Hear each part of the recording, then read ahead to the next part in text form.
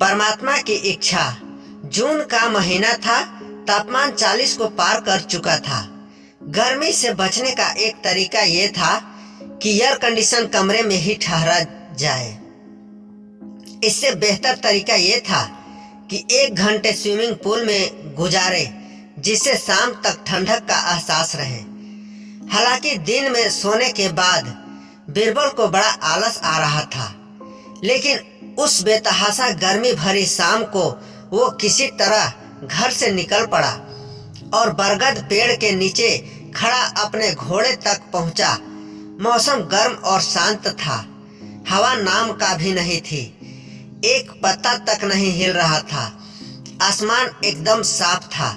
लगता था जैसे ये तूफान से पहले की खामोशी हो। अचानक बीरबल की नजर पश्चिम की तरफ पड़ी तो उसने धूल की एक भूरी सी दीवार उड़ती देखी, जिसके ऊपर चील्हे चक्कर लगा रही थी।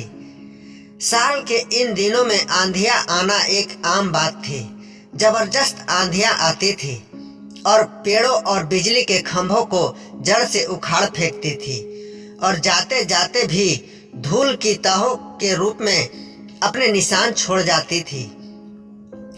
उसने अभी अपने घोड़े को मुश्किल से 10 कदम ही बाहर किया था कि आंधी का एक जबरदस्त झोंका आ गया। उसे एक जोरदार आवाज सुनाई दी, जैसे बिजली के कड़कने की होती है, और वो विशाल शाखा जिसके नीचे वो अपने घोड़ा को खड़ा करता था, धड़ाम से आकर जमीन पर गिरा। उसे ऐसा महसूस हुआ जैसे उसके पैरों के नीचे भूकंप आ गया हो। बीरबल ने घोड़ा को आजाद कर दिया और कई मिनट तक वहीं पर बैठा रहा। दरबार के दोनों चौकीदार दौड़े दौड़े देखने आए कि वो ठीक तो हैं। बिना कुछ बोले ही उसने हाथ के इशारे से उन्हें हटा दिया, और ये साबित करने के लिए कि वो घबराया नहीं है, उसने घोड़ा को घुमाया और बाहर ले गया। उसके हाथ कांप रहे थे। थोड़ी देर के लिए कहीं और चले जाना ही बेहतर था।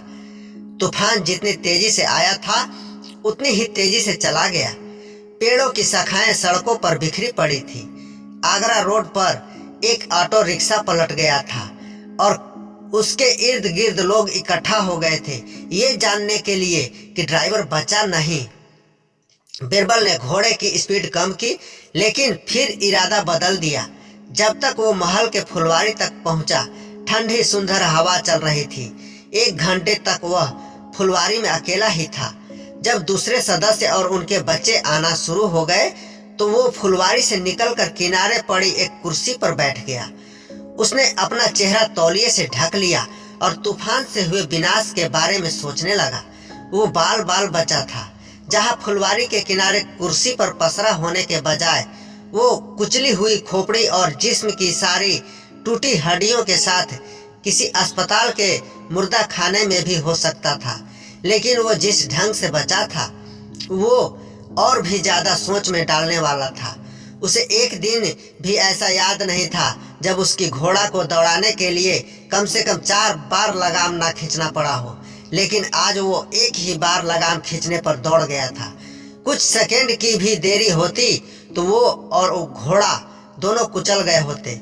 क्या ये ईश्वर की इच्छा थी कि वो कुछ समय और जिंदा रहे? दोस्तों, कैसी लगी अकबर बीरबल की कहानी? चाहे जैसी भी लगी हो, कृपया कमेंट करके हमें जरूर बताइएगा। मिलते हैं अगले वीडियो में। तब तक आप सभी लोग खुश रहिए, मस्त रहिए, स्वस्थ रहिए और इसी तरह अपने भाई का सपोर्ट करते रहिए। भगवान से यही शुभकामना करते हुए विदा लेते हैं। पूरा वीडियो देखने के लिए आप सभी लोगों को बहुत बहुत धन्यवाद।